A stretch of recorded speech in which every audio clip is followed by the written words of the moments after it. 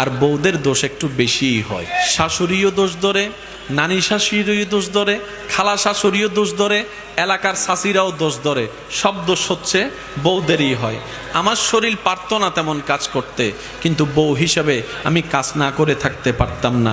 আরাম করতে পারি নাই দুপুরে, ভালো করে ঘুমাতে পারি নাই রাতে, কিন্তু সকালে কিন্তু ভোরবেলা আমাকেই উঠতে হয়েছে নাস্তা বানানোর জন্য। কথা বলেন ঠিক কিনা?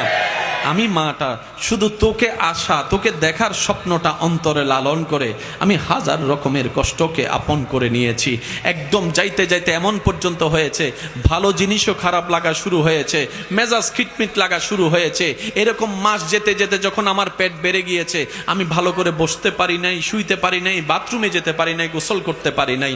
আমি কষ্টগুলা সয়ে নিয়েছি শুধু তোকে এক নজর দেখার জন্য, তোকে এক নজর দেখার জন্য। সুবহান আল্লাহ। শুধু সন্তানরা তোকে এক নজর দেখার জন্য। লাস্ট টাইমে কি হয়েছে জানিস? যখন এমন পর্যায়ে হয়েছে ডেলিভারি অবস্থায়, আমার শরীরে এমন পেইন, এমন ব্যথা উঠেছে, মনে হচ্ছে আমার শরীরের প্রত্যেকটা হাড্ডিগুলা চূর্ণ বিচূর্ণ হয়ে যাচ্ছে। আমাকে ডাক্তারে বকা দিচ্ছে, আমাকে সবাই বকা দিচ্ছে শুধু প্রেশার দেওয়ার জন্য নর্মাল ডেলিভারি করতে গিয়ে। আমি সে ব্যথা সহ্য করেছি, আমি শুধু তোকে দেখবো সেই আশায় বেঁচে থাকার স্বপ্ন দেখা শুরু করলাম, বেঁচে থাকার স্বপ্ন দেখা শুরু করলাম। এক পর্যায়ে ডাক্তার বলে নর্মাল ডেলিভারি করা সম্ভবপর নয়, হয়তো মাকে বাঁচাতে হবে, না হয় সন্তানকে বাঁচাতে হবে। দুইজনের যেহেতু একজনকে বাঁচাইতে হবে, দুইজনের মধ্যে একজনকে বাঁচাতে হবে।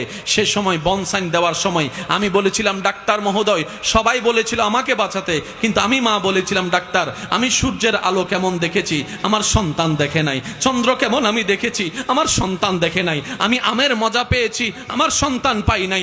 দুনিয়ার আলো আমি দেখেছি, সন্তান দেখে নাই। ডাক্তার গো, কারো কথা শুনেন না, কারো কথা শুনেন না। স্বামী বলে মা বেঁচে থাকলে সন্তান আবার আসবে, কিন্তু মা বলে যে আমি এমন পাষাণ হতে পারবো না, আমি নিজে বাঁচার জন্য সন্তানকে মৃত্যুবরণ আমি সেটা দেখতে পারবো না।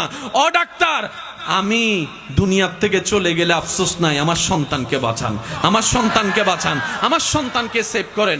আমি সেই মা, আমি সেই মা। তুই ভুল করলো, তোর বাপ আমাকে বকা দিয়েছে। আশা করি আপনারাও একমত হবেন। তুই ভুল করলে তোর বাবা তোকে না পেয়ে আমাকে বকা দিয়েছে, তোকে বাত বন্ধ করে দিয়েছিল তোর অপরাধে।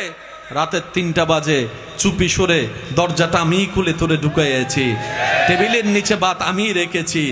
তোর বাবার তালাক শব্দ শোনার জন্য পর্যন্ত আমি রিস্ক নিয়েছি সন্তান রে, শুধু তোর জন্য। কেন? আমি পেটে লালন করেছি, আমি পেটে বড় করেছি, আমি পেটে লালন করেছি।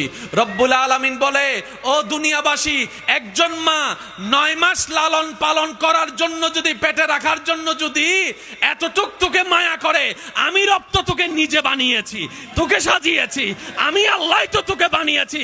ও বান্দারে, 1000 মায়ের চাইতে বেশি আমি আল্লাহ আমার বান্দাকে ভালোবাসি।